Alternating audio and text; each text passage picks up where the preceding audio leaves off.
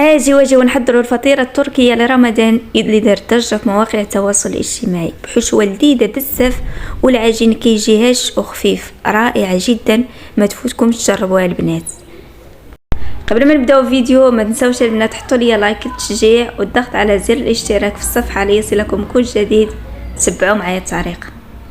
بالنسبة للعجين غادي نحتاج ملعقة كبيرة من السكر، ملعقة كبيرة من الخميرة الفورية، كأس من الحليب دافئ ما يعادل 100 مليلتر، كأس من الماء ما يعادل 100 مليلتر ماء دافئ، ملعقة صغيرة من الملح.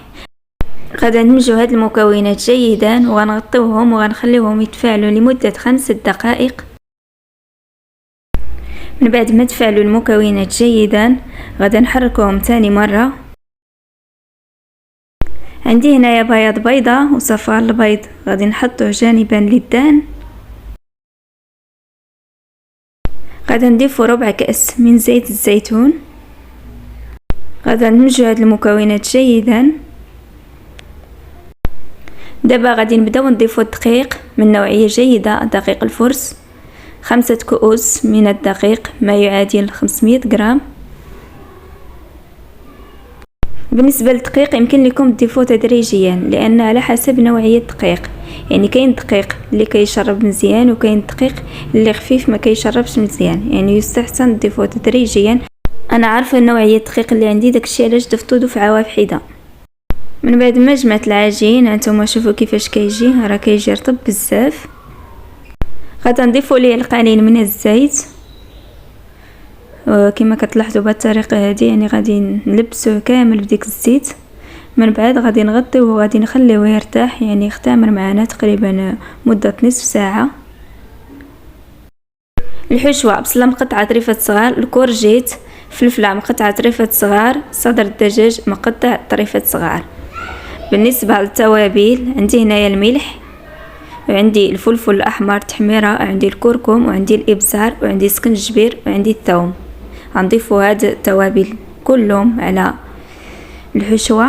الصراحه البنات بالنسبه لهاد الحشوه راه كتجي لذيذه بزاف خطيره.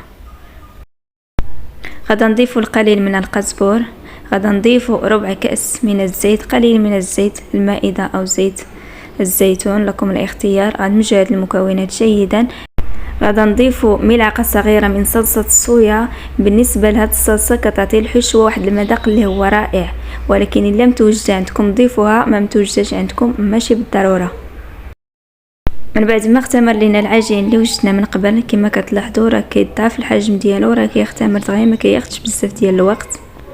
غادي نجمعوه بهذه الطريقه هذه. غادي نقسموه كريات صغيره.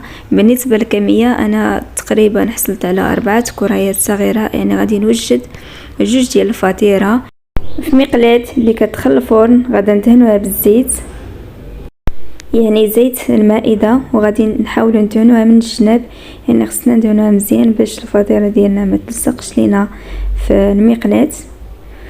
كنسرحوا العجين بهذه الطريقه هذه في المقلاة. هاد العجين كيجي خفيف بزاف ورطب، غادي نحاولوا نسرحوه حتى من الجوانب. دابا غادي نبداو نوضعوا الحشوه اللي حضرنا من قبل. بالنسبه للحشوه البنات ضروري تكون بارده. غادي نبسطها بشي ملعقه بحال هكذا. من بعد غادي نضيفوا الجبن الاحمر او الموتزاريلا لكم الاختيار. بالنسبه للجبن الاحمر صراحه كيجي بنين بزاف مع هاد الحشوه. بالنسبه للطبقه الثانيه غادي نحاولوا نطلقوها بالمدلك بهذه الطريقه هذه مع القليل من الدقيق باش ما تلصقش لينا، وما تحاولوش ديروا بزاف ديال الدقيق، يعني غير شويه ما باينش. وبالنسبه للطريقه باش نوضعوها غادي نديروا هذه الطريقه هذه، غادي نوضعوها في وسط المقلاة بهذه الطريقه هذه.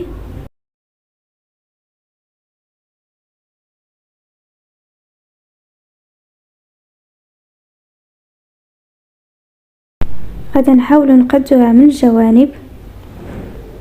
بالنسبه للطريقه كيفاش غنلفوها باش ما تخرجش لينا الحشوه، غادي نلفوها بهذه الطريقه هذه كما كتلاحظوا. كندخلوا العجينه الاولى، من بعد كنلفوا عليها العجينه يعني اللي كاينه الفوق. هانتوما كما كتلاحظوا غادي نعاود معكم نفس الطريقه. كندخلوا العجين الاول، من بعد كنلفوا عليه العجين يعني الطبقه الثانيه. بالنسبه لهاد الطريقه راه رائعه، ما كتخرجش لينا الحشوه نهائيا. غادي نحاول البنات نبسطوها من الجوانب فقط. عندي هنايا صفار بيضة والقليل من الفانيلا والقليل من الحليب. الدور ديال الفانيلا ما كتبقاش صفوريه ديال البيض نهائيا، وكتحمر لينا الفطيره ديالنا من الفوق. غادي ندهنوها، غادي نحاولوا ندهنوها من كلتا الجوانب، يعني كلها خاصها تدهن. غادي نغطيو عليها ترتاح تقريبا 2 دقائق. بالنسبه لطريقه التزيين غادي نحتاجو هنايا واحد الاناء اللي هو داير، تقدروا تستعملوا الكاس، تقدروا تستعملوا اي حاجه مضوفره عندكم، غير ما تضغطوش عليها البنات بزاف باش ما يتقطعش لكم العجين. بالاطراف ديال الاصابع ديالنا غادي نحاولوا نشكلوا هاد التشكيله، كنضغطوا شويه ما كنضغطوش بزاف البنات. غادي نزينوها بقليل من زيت الزيتون الاسود. بالنسبه للزيتون غادي نحاولوا نضغطوا عليه شويه باش يتلصق لينا مع العجين. كنسخنوا الفرن من قبل على درجه حراره 250 درجه لمده 10 دقائق. كندخلوا الفطيره ديالنا وكنشعلوا الفرن غير من التحت. فاش كطيب شويه كنعاودوا نشعلوا الفرن من الفوق وكنقصوا درجه الحراره، حيت راه كطيب معنا دغيا، راه ما كتاخذش بزاف ديال الوقت، سورتو الا شعلتوا الفرن من الفوق راه دغيا كتحمر. قبل ما تطيب الفطيره ديالنا كنزينوها بالقليل من الزنجلان او القليل من الحبه السوداء. صدقونا البنات راه كتجي اكثر من رائعه، كتجي بنينه بزاف. هذه بالنسبه للفطيره الثانيه. صدقونا البنات راه كيجيو بنانين بزاف صراحه، كيستحقوا التجربه.